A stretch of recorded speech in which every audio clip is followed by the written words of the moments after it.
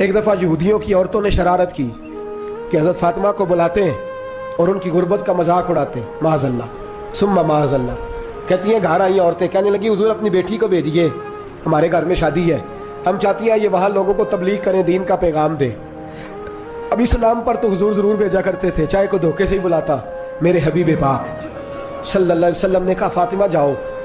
حضرت فاطمہ کہتی ہیں ہاں تو کر لی، پر میرے وجود پہ کپڑے پھٹے ہوئے تھے، کئی جگہ پہ پیوند تھے، پر مجھے پتا تھا یہ عورتیں کس مزاج کی ہیں۔ فرماتی ہیں میں نے نہ، حضور نے کہا تو میری آنکھوں میں 2 قطرے آنسوؤں کے آ گئے۔ میں نے کہا یا اللہ اپنے لیے نہیں، تیرے نبی کے دین کے وقار کے لیے۔ یا اللہ یہ عورتیں یہ بڑے برے خیالات اور نظریات کی ہیں، یہ مذاق اڑائیں گی دین اسلام کا، مہربانی فرما، نظر کرم فرما۔